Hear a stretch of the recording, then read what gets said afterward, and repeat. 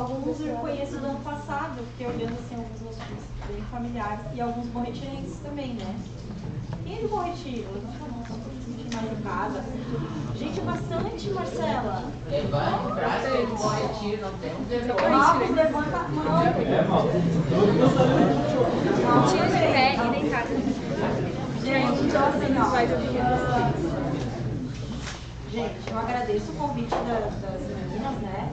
Então é a segunda vez que eu venho aqui na IFSU, eu gostei muito da primeira vez, eu acho que sempre que eu puder vir e contribuir, mas também aprender junto com vocês, porque às vezes nas trocas e nas conversas que a gente tem durante as apresentações, surgem situações que me fazem até pesquisar depois, sabe? Para o meu próprio aprendizado, enfim, né? E também para auxiliar nas minhas intervenções. Então, assim, ó, eu sou psicóloga clínica, né, de formação, e me formei em 2015, abri meu consultório no mesmo ano, né, um pequeno consultório que eu ainda tenho lá em Bom Retiro. Hoje eu trabalho na APAI, de Bom Retiro do Sul, né, tenho também especialização em neuropsicologia, então eu realizo avaliações neuropsicológicas lá na APAI, e no restante da semana, de segunda a quinta, eu trabalho no CAS. O CAS é um Centro de Atendimento em Saúde Castiacore, ou seja, a gente só atende crianças que estão ou sob hipótese diagnóstica de transtorno do espectro do autismo, ou já tem diagnóstico ou tem hipótese. Então, a gente avalia, quando é o caso, ou mesmo a gente faz a intervenção. Vocês têm alguém na família, algum familiar com autismo, ou conhecem, ou mesmo são autistas? Tem? Então, assim, cada vez está crescendo mais os casos de autismo, eles são sempre mais frequentes em homens, né, do que mulheres. Mas, então, assim, no finalzinho eu vou mostrar dois pacientes, dois usuários que eu atendo lá no CAS, só para vocês terem uma ideia de como eles se veem, enfim, o que eles acham sobre o autismo, que também é uma outra perspectiva, tá? Então, pode passar só para eu complementar ali. Então, como eu falei, sou psicóloga clínica, falei 2015, foi 2014, tá, gente? Mas eu abri em 2015, consultório. Então, tenho uma pós-graduação em docência, em administração de pessoas, também sou inscrita como perita no Tribunal de Justiça do Rio Grande do Sul. E como eu falei, trabalhei em Secretaria de Educação de Arroio do Meio, na de Bom Retiro também, hoje na PAI e no CAS, tá? Então, assim, o que é o autismo, tá? Aqui eu coloquei uma classificação do DSM, que é o Manual Diagnóstico Estatístico de Transtornos Mentais, que é utilizado no mundo inteiro, tá? Ele é validado no mundo inteiro.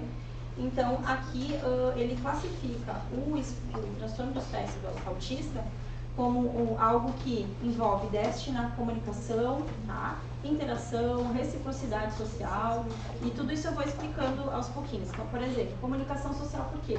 Muitos pais procuram a gente quando a criança não está falando, já não está dentro de uma idade que deveria estar falando 1, 2, 3 palavras, não fala, ou mesmo já deveria estar falando frases, não fala, ou mesmo usa pessoas como objeto para apontar o que quer. Então, assim, tem essa dificuldade na comunicação, na expressão da fala e também na compreensão da fala, tá? Então, esse é o principal, precisa ter essa característica, tá? Então, interação social em múltiplos contextos. Então, assim, vocês vão ver lá no final, depois a gente vai passar o vídeo de um dos autistas que a gente atende. Parece que ele é super sociável.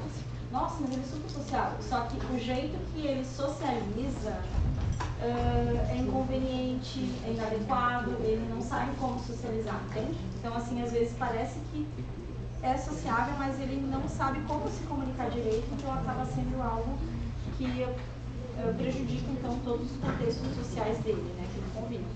Então, reciprocidade social é, por exemplo, a primeira sintoma que os pais se preocupam é: a mãe chama fulano, vamos supor, João, e ele não responde. Então, a primeira característica que vem para o consultório, ou enfim, para o CAS, para ser avaliada. A criança não atende pelo nome, ela é como se ela não ouvisse, como se ela não tivesse atento em momento nenhum.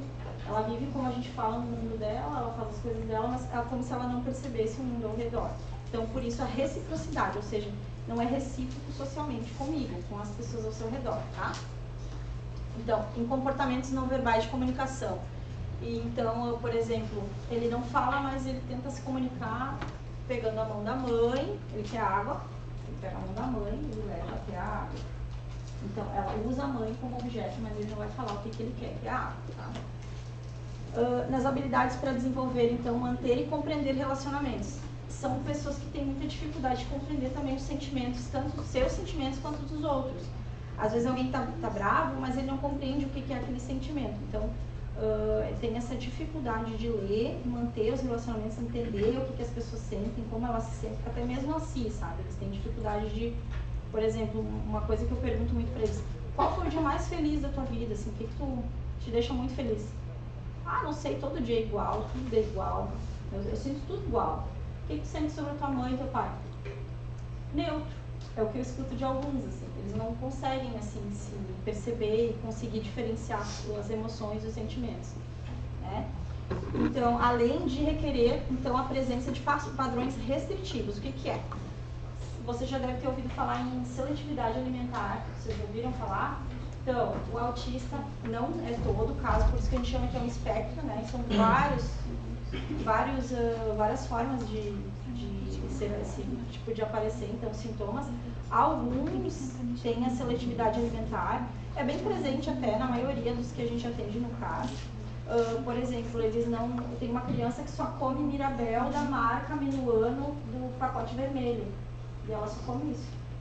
E é isso que a mãe tem que comprar. No dia que essa marca trocar a cor do pacote, será problema para essa família. Pode ter o mesmo sabor, mas se trocar o pacote, ela não vai ter certeza que aquilo é aquilo que ela comia frequentemente. Então, assim, é algo nesse sentido, assim, de não comer coisas que seriam básicas, que é arroz, feijão, carne, massa, e por isso às vezes vão ter desnutrição, vão ter algum outro problema, né, alimentar por conta da seletividade alimentar. Então é uma coisa muito grave que acontece e a gente vem recebendo casos assim lá na instituição, lá no CAS, né? Além então desses padrões restritos, né? Então, tipo, por exemplo, a criança só usa bermuda e camiseta, e é inverno, ela só quer usar bermuda e camiseta, ou mesmo ficar descalço no inverno. Eles também têm essa dificuldade, assim, eles não têm, nem todos, tá? Mas alguns não têm muita sensibilidade. Então, teve crianças que quebraram o braço e foi percebido depois de muito tempo que não demonstrava dor. Então, tem tudo isso também. Padrões repetitivos de comportamento. Então, por exemplo, ecolalia, que é repetir um som. Tem uma criança lá que a gente atende que faz um som assim. E parece um mantra, né? Só que ele fica assim o dia todo. E é isso que faz ele se sentir confortável. Outros, tem um adolescente que faz assim. Eu já decorei todas as ecolalias de alguns, né? Ele faz assim. Porque, não sei, parece até que tinha aquele... O ICQ, eu acho que era o ICQ que tinha esse barulho. Eu não sei, professor, tu já teve ICQ? Sim, eu sou velho, mas não lembro do barulho. Eu lembro, tá? Então, assim, faz um barulho muito estranho, mas são barulhos que fazem eles se sentirem confortáveis. Ou mesmo ficar repetindo o que eu falei. Por exemplo, tu vai no banheiro, ele vai no banheiro falando assim: tu vai no banheiro? Tu vai no banheiro? Tu vai no banheiro? Tu vai no banheiro? Isso é ecolalia. É uma repetição sem função, tá? Então, padrões então restritos, repetitivos de comportamento, além de movimentos repetitivos também. Muitos apresentam flapping, que é esse balanço. Quando eles estão felizes, eles fazem assim, às vezes fecham a boca ou andam na ponta do pé, também, que você já deve ter visto, e isso causa um prejuízo na motricidade ampla, né, no andar, enfim, no equilíbrio. Também alguns sentam a gente chama de W, não sei se vocês já viram crianças sentando em W. Por quê? O que quer dizer? Se vocês tentarem isso agora, vocês não vão conseguir fazer, a maioria de vocês, pelo menos eu acho que não. Porque quer dizer que a criança, ela tem um tônus muscular muito enfraquecido, né? Então ela é muito flácida, e é uma característica então do autismo também, assim, a coordenação motora, ela é prejudicada também, né? Ampla, fina. Então tudo isso aparece no quadro de autismo. Nem todos são iguais, todos são, assim, ó, cada um tem uma característica, assim. É bem diferente um do outro, mas todos têm que ter presentes o quê? Déficit na comunicação, na reciprocidade social, tá? E na interação. Então, se não tem isso aqui, isso não é autismo, tá? Às vezes a gente tem alguém que tem um cacuete, ou mesmo assim uma mania, daí tu pensa, meu Deus, será que isso é autismo? Às vezes não é, não tem nada a ver, tá? Porque se a gente for olhar um manual diagnóstico estatístico, a gente sempre vai se enquadrar em alguma coisa, né? Pensar, meu Deus, mas será que eu tenho esse transtorno? Porque eu tenho esse comportamento. Transtorno é tudo que afeta de uma forma muito assim visível, né, todos os contextos em que a pessoa se encontra. Se não afeta, não é transtorno, tá? Isso não vale só para autismo, vale para todos os transtornos mentais. Então, o TDAH, que também está dentro dos transtornos do neurodesenvolvimento, né? O TOD e outros mais severos, assim, então bipolaridade, enfim, tudo isso. Tem que ter, a principal, tem que afetar todos os contextos e tem que ser algo significativo, senão não é transtorno. Porque eu escuto muito assim, eu tenho ansiedade. Eu também tenho. Todo mundo que está aqui tem ansiedade. Todos têm. Por quê? É um sentimento comum a todo ser humano. Agora, ter um transtorno de ansiedade generalizada é algo que vai muito além. Requer uma série de sintomas, tem que estar presente pelo menos 6 meses, né? Então, não é algo simples, assim, só para vocês entenderem, tá? Então, uma avaliação criteriosa ela é extremamente importante, porque nem tudo é autismo, nem tudo é. Então, às vezes a criança vem, então não está falando, ou está com uma fala prejudicada. Já fica um alerta, sim, tu vai levar para fazer avaliação, mas não quer dizer que essa criança ela é autista. Pode ser que, por exemplo, por falta de estímulo, nós temos um caso que é um menino que ele não estava falando, e nós descobrimos que o pai é surdo e ele se comunica por gestos, e era do jeito que ele se comunicava também. Então, quando a gente foi descobrindo e conhecendo a criança, a gente viu que sim, pode ser que ele tenha uma deficiência intelectual, mas ele não é autista, porque ele se comunica do jeito dele, ele brinca, ele interage adequado, ele se comunica do jeito dele, agora ele está falando cada vez mais, mas não é autista, ele tem uma deficiência intelectual. Entende? Então, assim, por que é criterioso? Gente, quando a gente define, quando a gente finaliza, faz uma conclusão diagnóstica, é algo para a vida toda, né? Então, quando eu falo isso para vocês, eu falo que eu penso assim, em cada mãe que vai lá procurar a gente e tem essa dúvida, enfim, tem toda essa insegurança, e daí daqui a pouco a gente finaliza, faz uma conclusão diagnóstica, só que a criança não vai em creche, nunca foi, então ela nunca socializou porque ela nunca teve oportunidade, e de repente tá lá, é autista. Foi para dentro da escola, dentro da creche, começa a socializar, começa a falar, começa a interagir adequado, e aí? Não tem nenhum padrão repetitivo não tem nada. E aí? E daí já tem um diagnóstico. Isso vai para a vida toda, sabe? Então assim, a gente toma muito cuidado quando a gente avalia, para a gente poder ter a certeza de que sim, se trata de um caso dentro do espectro. Senão, a gente referencia para algum outro serviço para poder fazer, então, a intervenção adequada. Se é a fala, fonoaudiólogo. Se é uma dificuldade de aprendizado, psicopedagoga. E assim a gente vai encontrando, né, outras formas de tratar aquilo que é pontual, que não tem a ver com técnica. Tá. Aqui eu coloquei um exemplo, eu acredito que está disponível lá na internet, tá? Que eu consegui de acesso fácil, assim. Da Sociedade Brasileira de Neurologia Infantil. Aqui é tipo um manualzinho com cada idade, por exemplo, se vocês têm irmãos, né? Filhos que sejam, acho que não, né? Filhos não. Pode ser que sim. Né? Se vocês têm, ou venham a ter filhos, né? Enfim. Tem esse manual que é bem interessante, tem toda assim uma descrição de características que são, como é que eu vou te dizer, que demonstram risco e o que é saudável para aquela determinada idade. Por exemplo, do zero até 1 ano precisa estar presente tal comportamento, a criança não tem. Ela até 1 ano ela tem que saber sentar, ela tem que conseguir engatinhar. Depois de 1 ano, do 1 ano a 2, ela tem que caminhar até 1 ano e meio, mais ou menos, 2 anos no máximo. Tem que caminhar, tem que começar a caminhar. Não está caminhando, já tem 3 anos, só se arrasta, opa, sinal de alerta. Pode ser uma deficiência motora, mas pode ser alguma coisa que tenha um indício de ser TEA também, pode ser, acontece. Ou está com quase 4 anos e só fala papai, mamãe, água e... Opa, peraí, já devia estar comunicando em frases, já deveria estar... né, mais independente, enfim, então tudo isso nessa cartilha tem assim alguns sintomas que tu pode observar se daqui a pouco é compatível com alguém da família para buscar ajuda, então, se for o caso, né? Então, olha, não está caminhando nessa idade, é um fator de risco. Procure ajuda para avaliar. Então, é bem interessante. Se vocês quiserem anotar para procurar, é bem legal, tá? Volta ali que eu esqueci de uma coisa. Então, ali, por exemplo, ó, os marcos do desenvolvimento, tá? Qual o tempo em média que inicia o balbucio, que é o fazer o babá do bebê, quando que ele tem que começar a fazer isso, o sentar, o interagir, o olhar, a fala, né?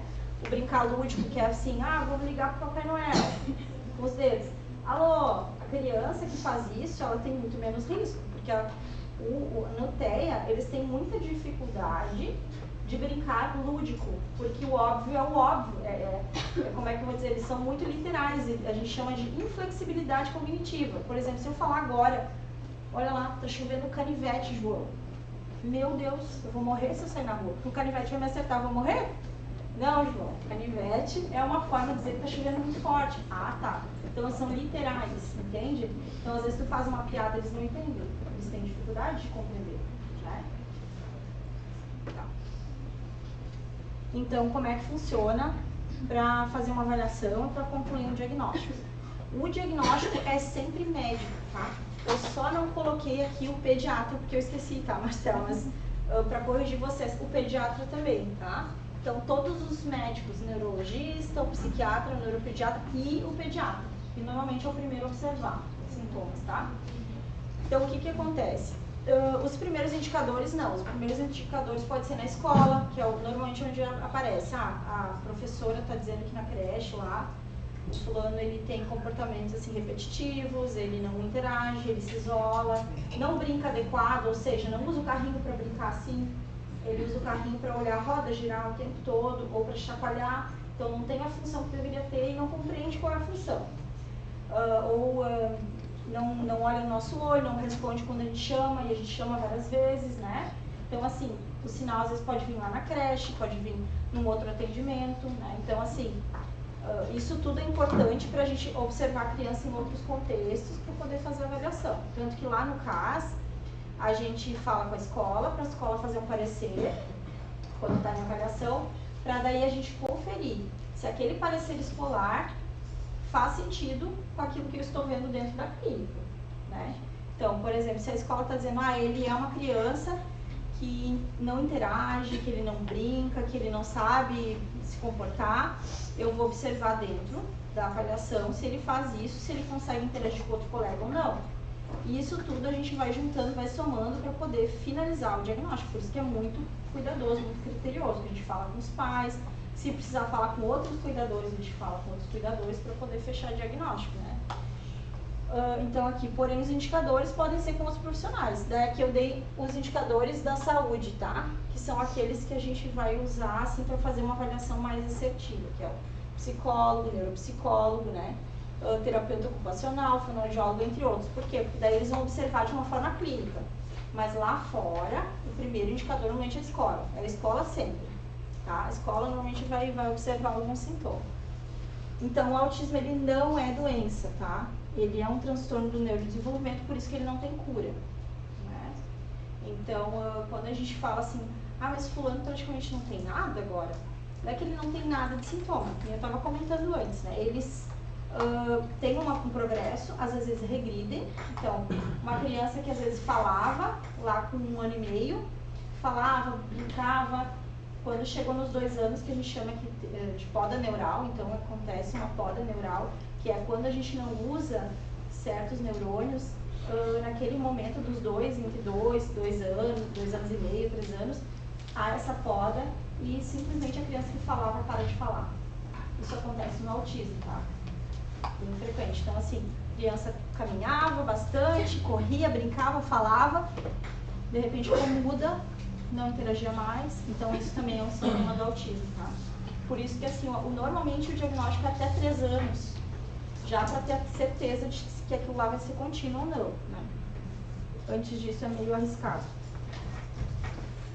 Se tem intervenção para reabilitar, habilitar, intervir para melhorar as habilidades sociais e comunicação motora. Então, a gente pode intervir na parte dos prejuízos que a criança apresenta para tentar melhorá-los. Então, uma criança que não tem dificuldade na fala não vai precisar de fonoaudiólogo, mas daqui a pouco ela vai ter uma dificuldade na interação social. Então, uma psicóloga vai fazer um grupo para poder ajudar na socialização, que é o caso daqueles dois que a gente vai mostrar depois. Eles estão num grupo que visa a socialização, né? Então, eles têm dificuldade de interagir, de socializar, então eles estão em grupo para tratar essa parte, mas não precisam fazer fono, não precisam fazer físio, nem outras questões, né? Tá? Então, assim, o Centro de Atendimento Castro Acolhe, ele tem como objetivo implementar uma lei, né? E ele é muito recente, o nosso CAS, ele abriu em setembro do ano passado, então a gente não tem nenhum ano de CAS, é uma proposta que ela surgiu conforme a demanda que a gente tem, assim, que é crescente, né? Nessa área de atendimento a crianças com autismo e as suas famílias, lembrando, a gente atende as famílias também, tá? Então, o objetivo é promover o atendimento às necessidades específicas de cada pessoa dentro do autismo, né? Com foco no desenvolvimento pessoal, inclusão social, cidadania e apoio às famílias. A gente também faz grupos com os pais, tá? Então, por exemplo, os cuidadores, às vezes não tem mais manejo, não conseguem manejar a criança, ela tem muitos comportamentos agressivos, então, assim, agride a mãe, se agride, né? Então, daqui a pouco a mãe precisa de uma ajuda, ou as famílias precisam, a gente senta com aquela família e faz um momento de troca para tentar entender o que poderia ser feito diferente para melhorar aquele comportamento. Então, a gente atende as famílias também. A gente não faz atendimento clínico individual. Isso a gente não faz porque não é o objetivo. Mas a gente ajuda na questão de manejo, né? De orientação nesse sentido. Então, é bem interessante. Então, o suporte abrangente e integrado para melhorar a qualidade de vida das pessoas com TEA e as suas famílias no Rio Grande do Sul. Esse é o objetivo dos CAS. Aqui em Lajeado não tem CAS, só que em Encantado tem. Então, quando alguém daqui de Lajeado tem indicação para fazer uma avaliação, ou mesmo para fazer uma intervenção, né? Então vai para Encantado. Tem a Casa Verde. Tem a Casa Verde que a gente conheceu também. E é maravilhosa a Casa Verde. A Casa Verde, só para vocês terem uma ideia, aqui em Lajeado, não sei se mais alguém já ouviu falar, é uma instituição, enfim, uma organização que ela também atende não só autismo, né? Ela atende TDAH e deficiência intelectual, né? Então é bem interessante. Quando a gente abriu o CAS, antes, aliás, de abrir o CAS, a gente foi lá na Casa Verde para ver como é que era o espaço, para a gente poder iniciar nosso trabalho com uma base no que eles já faziam. Porque o CAS, ele é tão novo que não tinha nada determinado de como que deveria proceder o CAS. Só para vocês terem noção, a nossa, como é que fala? Tipo assim, não é uma errata, tipo uma descrição técnica, não é ficha técnica, eu esqueci o nome. Mas a gente conseguiu ter, assim, tipo um manual de como é que funciona o CAS agora. Então a gente abriu lá em setembro, só que só agora a gente sabe que os atendimentos devem durar 45 minutos, que os atendimentos tem que ser 2 por criança, sabe? Isso a gente não tinha ideia, por isso que a gente foi buscar a Casa Verde aqui em Lajeado, para poder ter uma base para a gente começar nosso serviço, assim. E foi bem legal, assim, foi muito, muito bom, assim, para nos basear, né? Então aqui em Lajeado tem a Casa Verde, mas quando é um caso de TEA que precisa ser avaliado também, vai ser direcionado, na maioria das vezes, para Encantado, né? Então também é bem interessante, que é o caso novo que tem lá. E nós não, pode passar que eu acho que tem aqui a lista dos quais são, ó. Então aqui, lá, o nosso CAS, ele atende Bom Retiro mesmo, né, que fica lá em Bom Retiro, então todos os munícipes, Vila Nova, Colinas, Estrela, Paverama, Imigrante, Poço das Antas, Taquari, Westfália e Teutônio. Então são todos esses municípios. Então a gente atende tudo quanto é lugar, né, e é bem legal, assim, poder atender, por exemplo, pessoas de Paverama, Poço das Antas, que são uma outra realidade, um outro município, eles vêm pra lá, assim, meu Deus, por que a gente veio pra Bom Retiro fazer atendimento?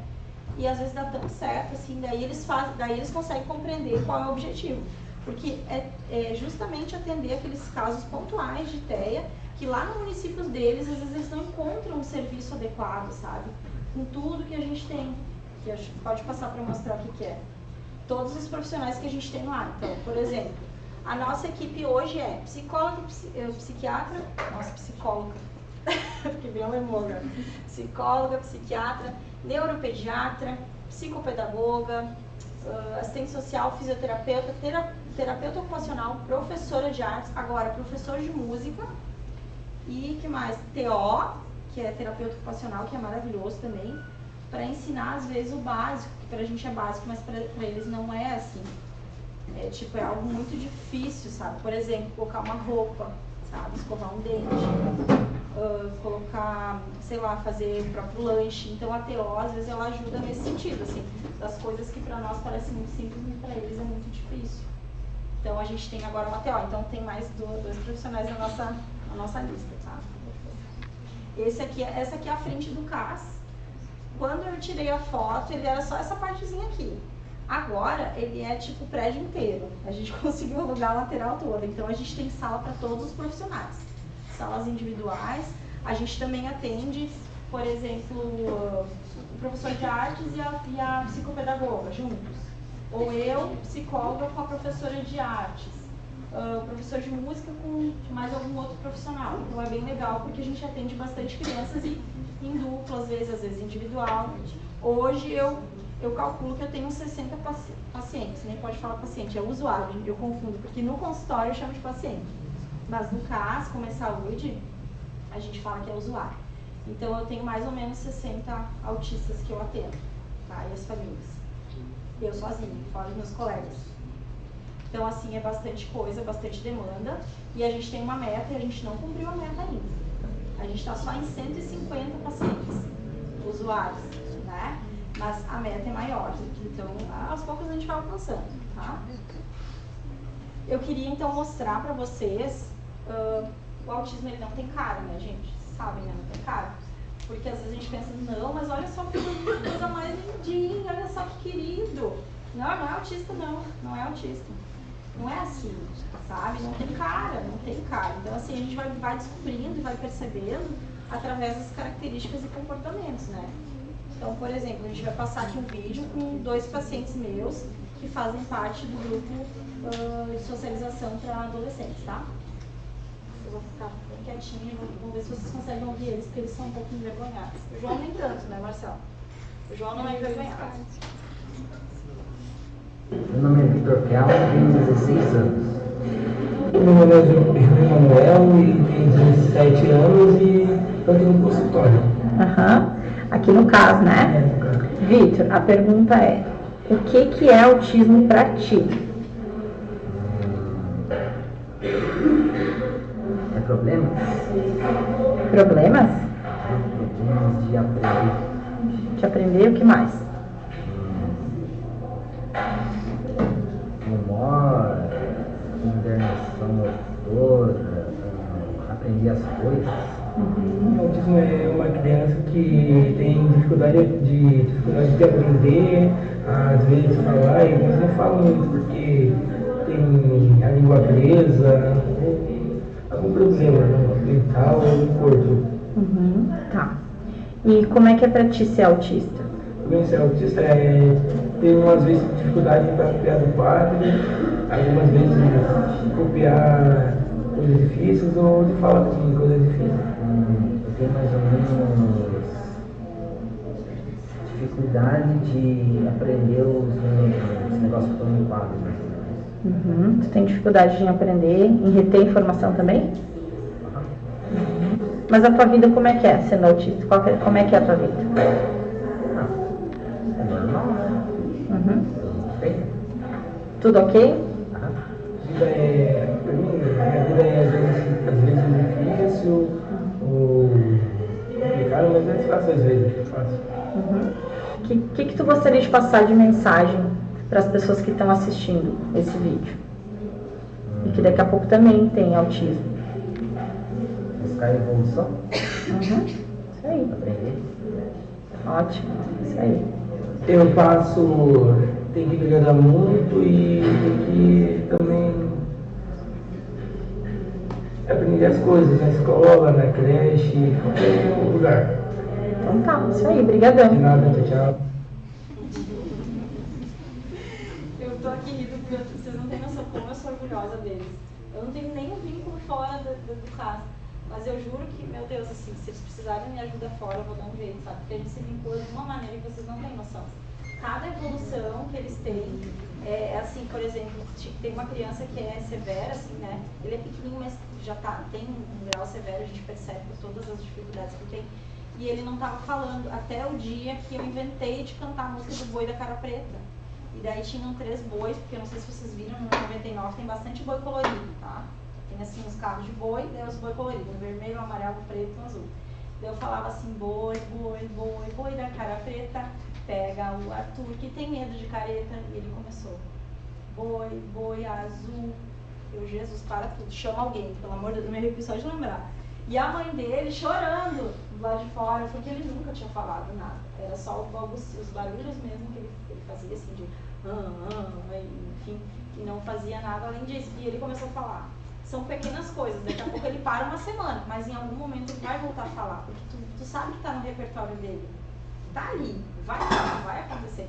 Então, assim, ao mesmo tempo, tem alguns que a gente sabe que talvez nunca vai desenvolver a fala, que tem um retardo também, um comprometimento muito mais severo, mas tem outras coisas que faz, que assim, tu pensa, meu Deus, como é que ela conseguiu, sei lá, montar um jogo, assim, montar um quebra-cabeça, assim, se ela antes não conseguia nem olhar para o quebra-cabeça, ela jogava longe, ela beliscava, batia. Então, assim, o progresso, às vezes ele é bem pequeno, tá? Mas assim, faz toda a diferença para a vida lá deles, lá na família, na casa deles, enfim, no convívio social deles. Só para vocês terem uma ideia, eu vou perguntar primeiro, o que vocês perceberam dos dois? Vocês perceberam alguma dificuldade no quê? Vocês perceberam? Hã? Na fala.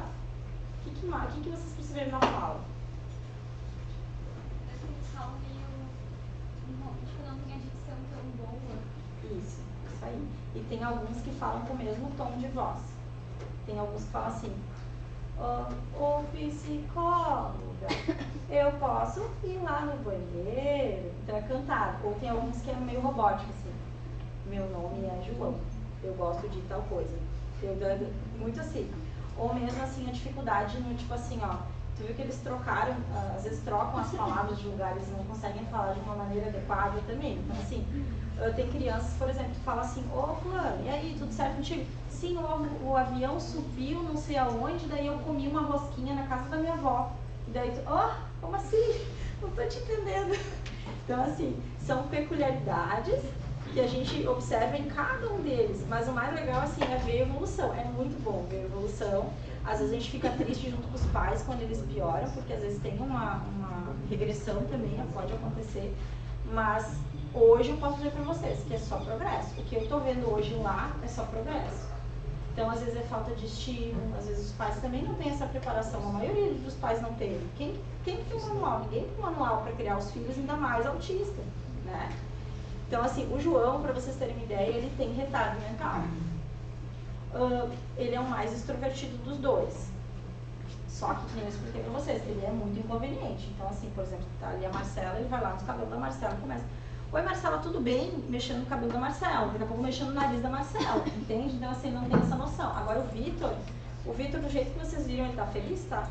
Ele não tá triste. Só que é aquela expressão para sempre, assim. Se ele está triste é a mesma expressão, se ele está feliz é a mesma expressão. Ele é quietinho na dele. E o QI dele é superior.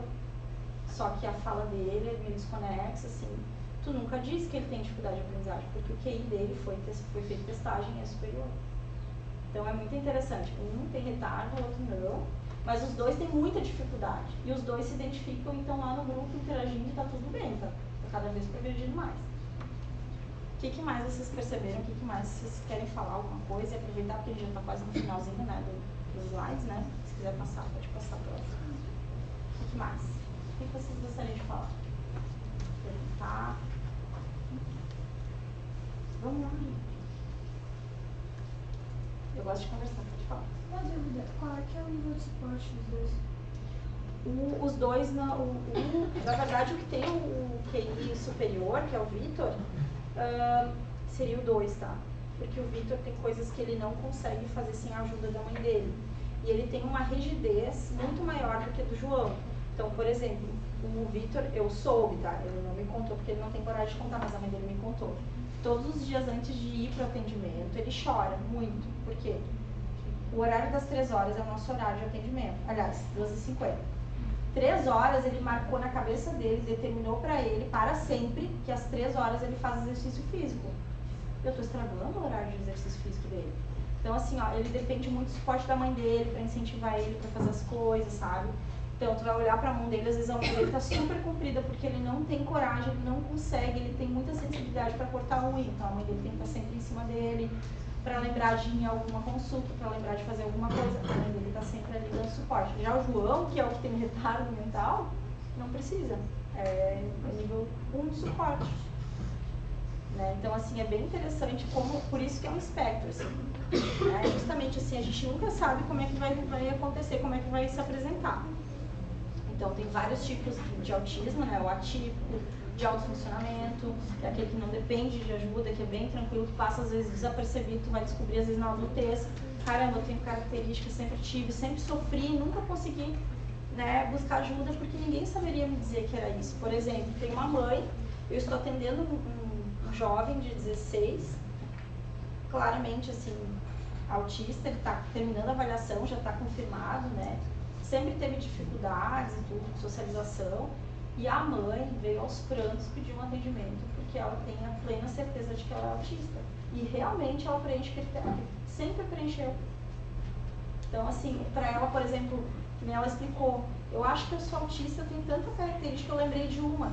Esses dias eu estava comendo, estava almoçando, e minha mãe falou assim, tá boa a comida?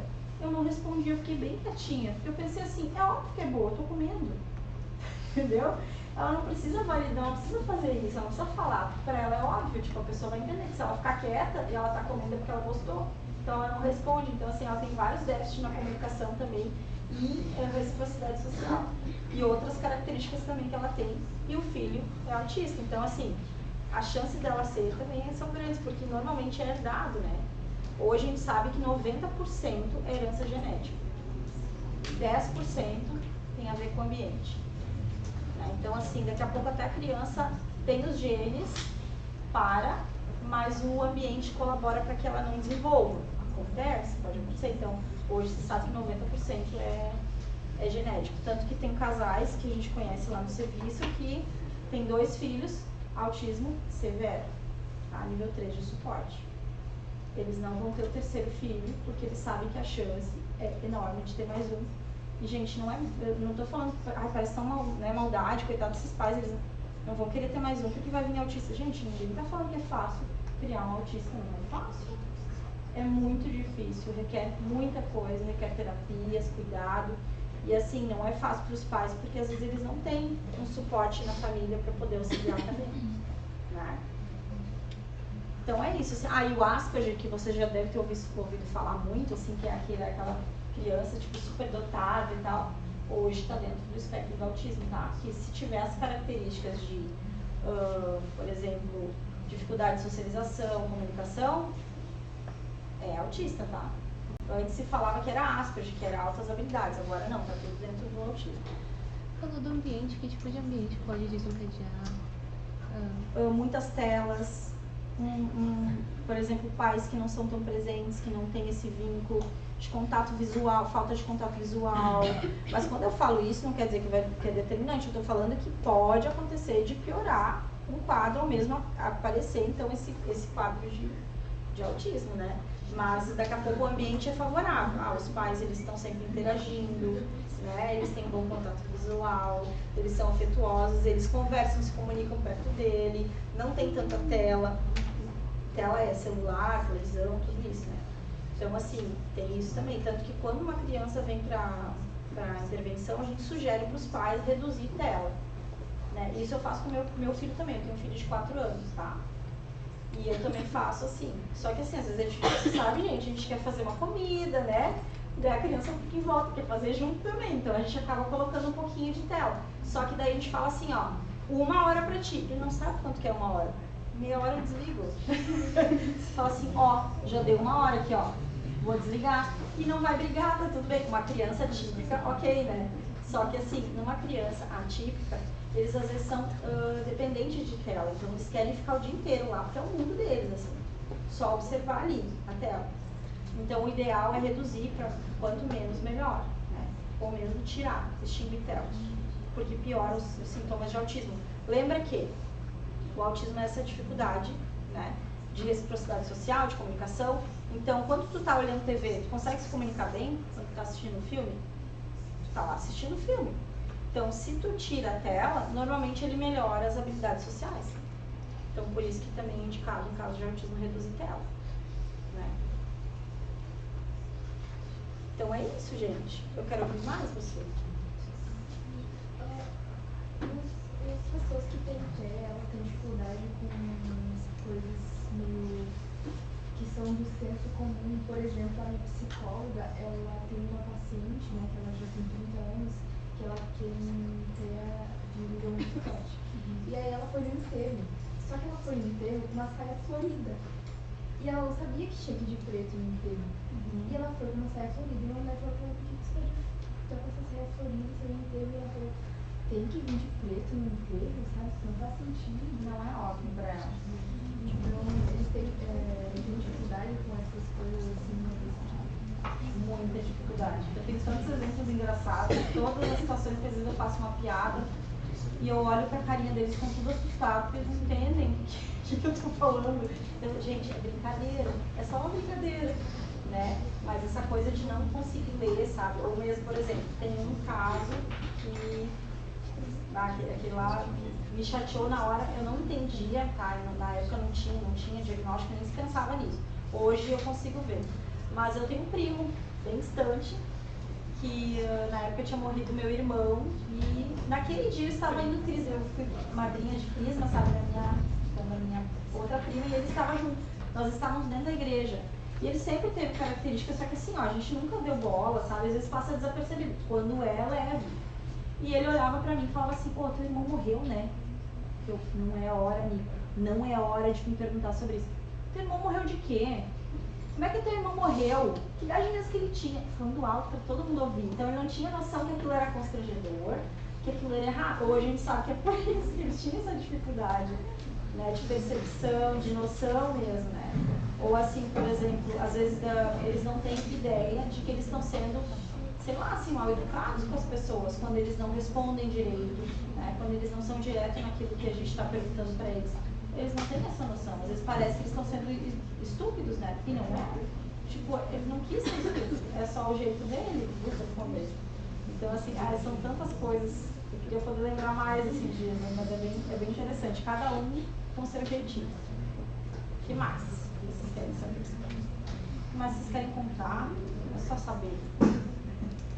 Como que os pais podem começar a diferenciar o TOD de uma desobediência normal de criança? Desobediência sempre vai estar vinculado com o pai e com a mãe, tá? O TOD também vai piorar quando é pai com o pai e com a mãe. Mas a desobediência normalmente é assim, ó. Vamos supor, tá? O meu filho é um príncipe, se vocês perguntarem para as professoras da creche. Obediente, brinca direito, guarda coisa. Em casa, só por Deus mandar guardar as coisas. Desobediente até não poder mais. E é comigo, sempre comigo. Quando chega o pai, tá tudo certo. Agora no TOD não, ele vai desafiar. O TOD é um pouco mais complicado, assim. Ele não só desafia, às vezes ele faz coisas que são erradas, ele sabe que é errado, mas ele faz para te provocar.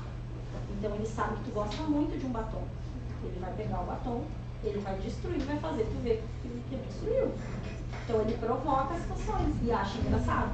Por que o TOD é mais complicado? O TOD é tão complicado que, se não tratado a tempo, pode se tornar um transtorno de conduta, que é aquilo que a gente vê, sabe? Então, assim, a pessoa que rouba não tem, tá nem aí, né? Então, assim, é complicado. O TOD é um pouco mais complicado, mas tende a melhorar depois de uns 10, 11 anos de idade, se tiver tratamento, se fizer tudo, né?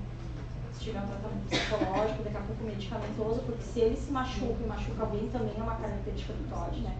Então precisa às vezes de medicação. Mas é isso, desobediência é tipo a criança que acha que as profs tá tudo bem. As profs obedecem maravilhosamente bem, com a mãe, só por Deus. E o TOD não, é na escola, tem que estar, lembra, transtorno, que é o TOD, transtorno opositor desafiador. Tudo que é transtorno tem que ter uma dificuldade muito grande, um prejuízo muito grande em todas as áreas. Então, escola, casa, tudo. Tem tudo.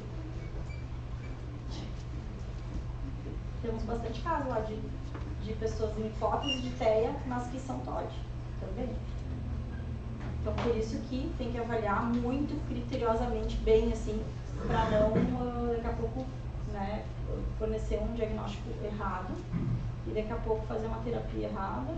Daqui a pouco a criança se desenvolve super bem, daí tu vê que não é TEA, mas depois que já teve o diagnóstico, foi. Tem, ele vai ter direito a várias coisas, né? E vai ter aquele, querendo ou não, gente, é um rótulo, é uma marca.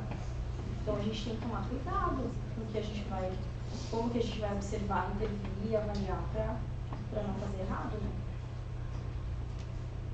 O que mais? Eu tenho 2 irmãozinhos com criança também, e eles têm 4 aninhos, 6 anos. E aí, tipo assim, eles têm muitas crises porque eles não sabem lidar com, às vezes, tipo, coisas que não foi planejado por eles. Então, tipo, se alguma coisa sai do controle deles, eles começam a brigar e, tipo, se bater. E como que a gente, tipo, família, pai, mãe, irmão, enfim, como que a gente consegue lidar com isso com as criancinhas, assim? Porque, tipo, eles estão começando recém agora que conseguiram diagnóstico, assim, estão começando a ir para o planeta e tal.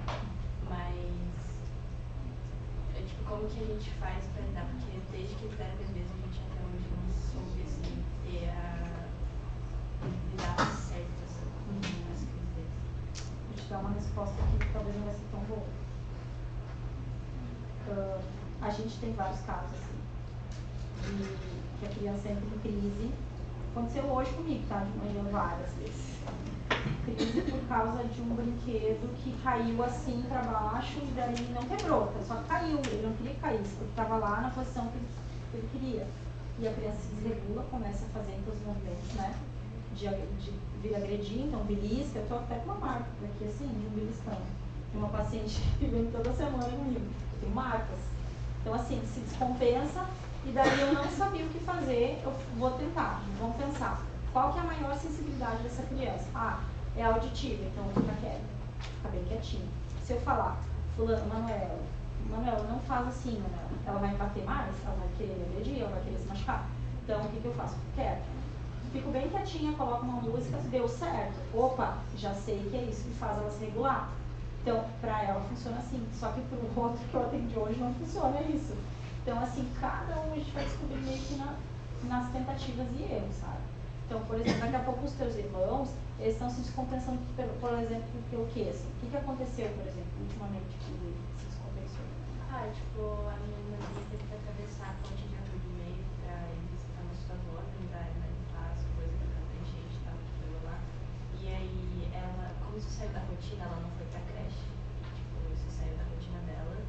E aí, ela brigou, não quis comer, só ficou assim, se batendo. Chorando, e ficou assim a tarde toda, a noite toda. E tipo, meus pais não sabem lidar, e eu às vezes não sabe. Tá. Ela compreende bem o que vocês falam. Sim. Então, qual na verdade é mais simples do que eu imaginava. Tu tem que falar tudo que é óbvio pra ti, não é óbvio pra criança, né? Então, por exemplo, olha só, fulano, tu não teve aula hoje, não teve creche, tá acontecendo tal situação, assim, por exemplo, a gente fez até livros explicando sobre enchente para crianças autistas, sabe? Então, olha, a chuva, choveu muito, a água correu, encheu o rio, daí transbordou, daí por isso que a gente não tá sem luz, tem que explicar o que é óbvio para ti, mas não é óbvio para ela, entendeu? Então, olha, tu vai ficar hoje sem creche, mas tal dia tu vai ter creche, vai voltar tudo ao normal, tu vai poder ir para a escola, tu vai poder, sabe? Isso traz segurança. Porque a criança, quando muda a rotina, é tipo assim, ó, é quase como, meu Deus, eu vou morrer. Eu vou morrer porque eu não sei. É que nem assim, faltou a hora do almoço lá, trocaram a hora do almoço, era meio-dia, e não, a gente vai fazer 2 horas da tarde o almoço. A criança acha que vai morrer, porque ela não vai comer na hora que tem que comer, sabe? Vai acontecer alguma coisa, se isso deu errado, o próximo dia vai dar mais errado ainda. Eu falo de um jeito consciente, mas é nesse sentido, assim, uma sensação de que vai dar tudo errado, uma sensação de eu não tenho controle sobre aquilo, não tá tudo igualzinho para me sentir confortável e bem. Então, quando muda alguma coisa na rotina, tu tem que avisar, ou com antecedência, se é o caso, ou aconteceu, foi repentino, não tinha como prever. Eu sento e falo, ó, tudo bem, tu tá bem, tu vai voltar pra escola, a escola vai voltar normal, tá tudo bem, tá tudo certo, tu pode te alimentar, pode ficar bem, hoje nós vamos ficar em casa, nós vamos fazer tal coisa, tal coisa, tal coisa, e tu vai dando previsibilidade para essa criança. Então ela não vai sofrer tanto.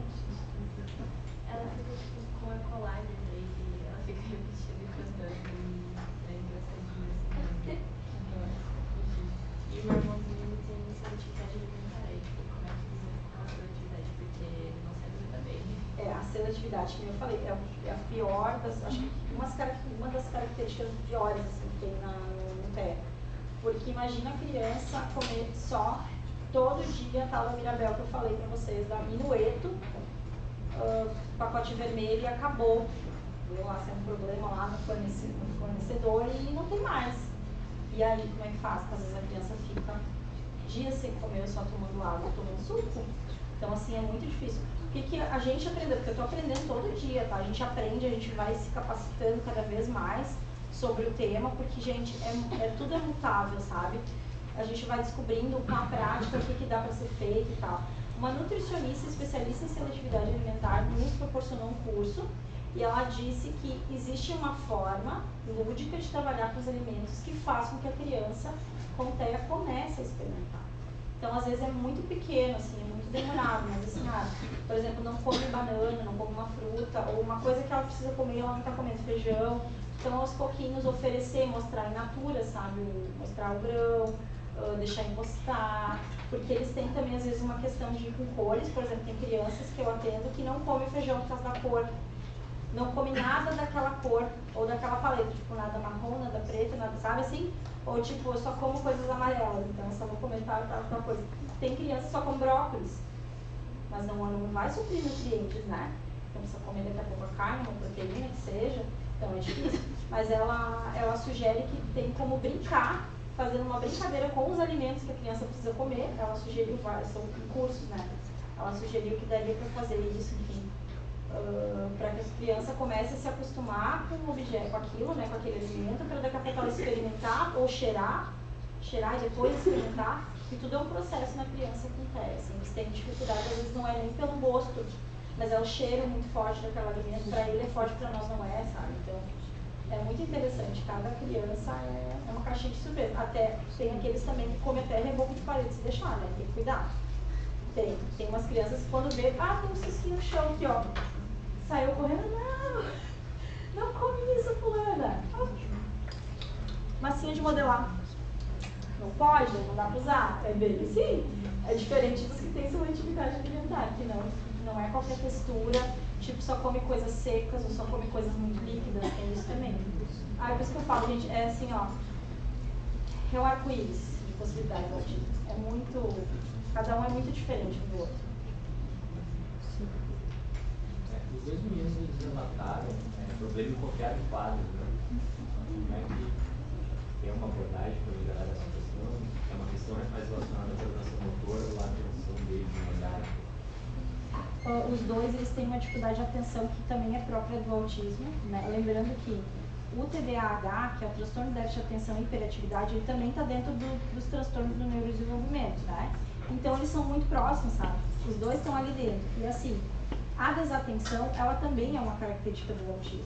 Então a criança que está aqui, pensa comigo, ele já tem dificuldade de socialização, ele não gosta de barulho, ele está numa sala com 23 colegas e a professora está passando 4, acho que vai conseguir copiar? Não vai. Não tem como, porque não vai ter atenção, vai se distrair o tempo todo, vai ficar nervoso com barulho, entende? Então assim, muito disso que eles estão falando ali tem a ver com isso. Eu conheço eles também das escolas que elas relatam, assim, né? O Victor, por exemplo, ele se isola totalmente, assim, ele fica no canto dele, ele não conversa com ninguém do início até o final. E ele tem um QI superior, ele aprenderia muito fácil, só que assim, ó, a habilidade dele de prestar atenção é muito baixa porque ele fica nervoso com os barulhos no entorno dele. Então ele não gosta, sabe? E o João é a mesma coisa. O João é porque ele fala demais, né? Daí fica desatento, fica conversando, enchendo o saco, puxando o cabelo do colega, ele falando tal coisa, daí perde o foco. Tem isso também, né? Mas é bem interessante, assim. Cada um com o seu jeitinho. Pena que não tem aqueles outros que eu queria trazer, né? Os vídeos dos outros. Tem uns assim que tem dificuldade também, às vezes, de se identificar. Então, tem uma pessoa que se identifica por vários nomes, já trocou, toda semana troca o nome. Então, daí quando eu acho que eu decorei o nome, não, hoje não é mais William, hoje é Isaquias. Ok, Isaquias, tá bom, tudo certo. Pode falar. Eu tenho TDAH diagnosticado e suspeita de TEA. E aí, como é que por exemplo, se não se confirma um TEA de fato? Só que, por exemplo, eu tenho muitos sintomas. O do barulho é uma coisa estrondosa na minha cabeça. Eu não funciono de nenhuma forma com barulho. Como é que, não tendo sintomas, mas não tendo diagnóstico em si por alguma falta de sintomas, como é que eu lido com esses sintomas que não estão no diagnóstico? Ó, vou dar um exemplo meu. Eu tenho uma dificuldade, eu tenho uma sensibilidade auditiva. Só que, como vocês podem ver, eu sou extremamente extrovertida. Eu já não me enquadro nem bem longe do TEA. Só que eu tenho uma coisa que eu não gosto de barulho, não é qualquer barulho, é o barulho do balão estourando, sabe? É o barulho da arrancada da moto sem escapamento, sem o negócio do canto de escapamento. Eu fico desesperada, eu fico nervosa. Então, assim, cada um tem uma característica que é normal. Não quer dizer que seja TEA. Pode ser que sim, no teu caso pode ser que sim. Só que o que acontece? Como é que tu lida? Tu vai lidar tentando melhorar o sintoma. Como que tu vai fazer isso? Às vezes tu vai ter que ou usar fone, não tem problema tu não ser, sabe aquela coisa do autista que a gente vê clássico em filme? Com um fonezinho? Caramba, se tu precisar usar, tá tudo bem? Não quer dizer que tu esteja dentro do espectro, mas tá tudo bem, tu também tem uma acessibilidade auditiva. Ou crianças e pessoas adultas que têm dificuldade de comer certas coisas, certos sabores que seriam sabores simples assim que a gente comeria, o arroz, feijão e tal, não quer dizer, né? Mas que se de alguma forma consiga suprir com alguma outra coisa, tudo bem, né? Só que eu quero deixar claro assim que não quer dizer que tu esteja dentro do espectro, mas pode ser que sim, tem chances, porque a gente sabe que a sensibilidade auditiva, tátil, essa coisa de não, daqui a pouco, se tu tinha isso quando era criança, de não responder ao nome, tudo isso tem que ser avaliado, desde lá que tu bebezinha, sabe, crescendo, até agora. Não é o sintoma só de agora, é desde lá do teu nascimento. Às vezes se confunde, tipo assim, ó, fobia social com TEA, que mais? Transtorno depressivo com TEA também na adultez, tal, na adolescência. Por quê? Porque a pessoa se isola, não quer, né? Então tem coisas que são parecidas que talvez possam fazer crer que é. Então por isso que tem que ser avaliado muito, muito, muito bem avaliado. Que é uma coisa que é pra vida. Mas igual, tendo nome ou não, o que tem que ser feito é trabalhar essas questões.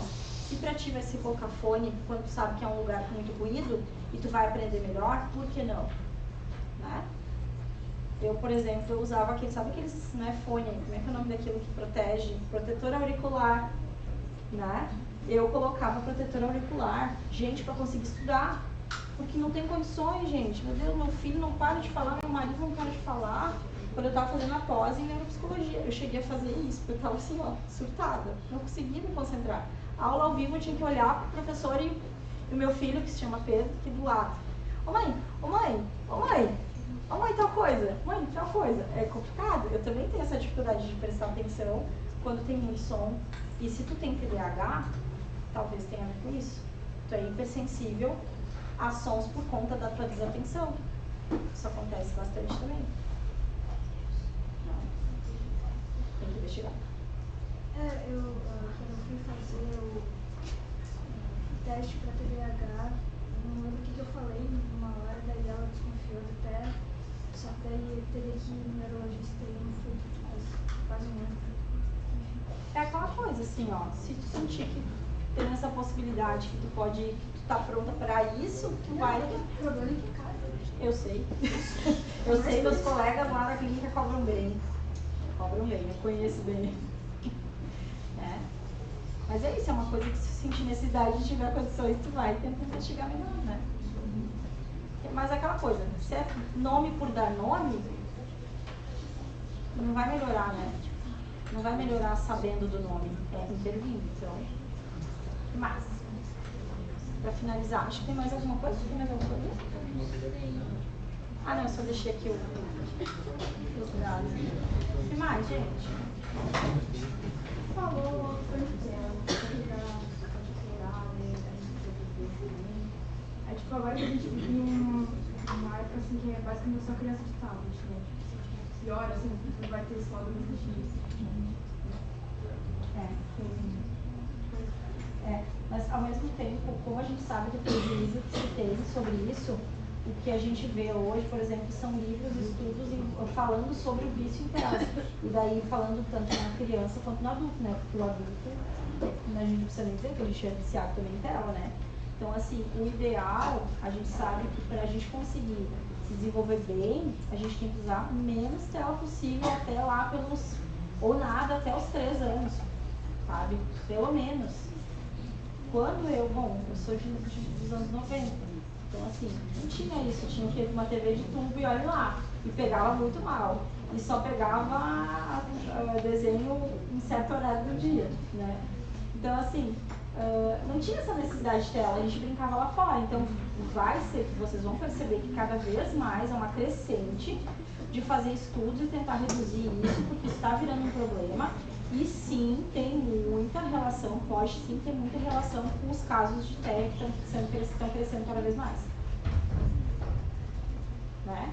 Então, assim, tanto que se vocês tiverem, sei lá, irmãs, o ideal é sempre incentivar o uso de telas reduzido, né? A gente tem tanto jogo, tem tanto brinquedo, tem tanta opção hoje.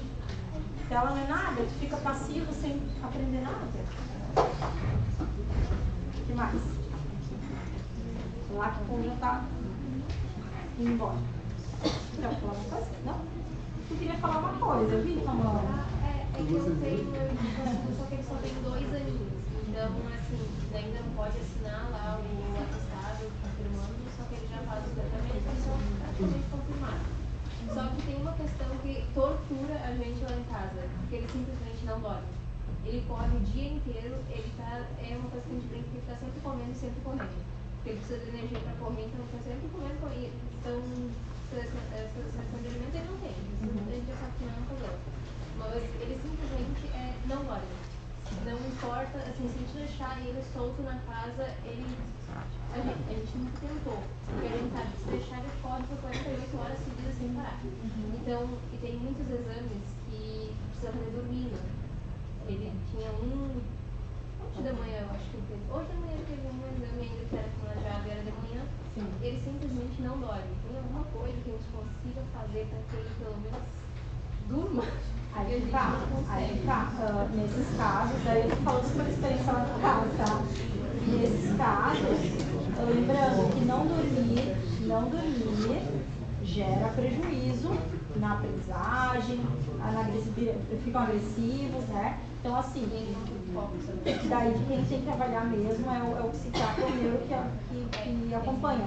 Mas era caso, talvez, de usar uma medicação, porque a maioria das crianças acometidas pelo TEA tem essa dificuldade de dormir, sabe? Alguns não, até dormem até demais, depende muito, né? Mas assim, tem muitos que têm dificuldade de dormir, daí acordam muito mal, ficam agressivos, ou vão dormir de tarde, trocam o dia pela noite, sabe? Porque eles não têm essa percepção. E a gente já, então, claro, agora tá na hora de acordar. Às vezes não, agora eu vou dormir, entendeu? Então, assim, o ideal é fazer uma avaliação ou neuropediatra ou de um psiquiatra infantil para ver se é caso de usar uma medicação. Muitos usam.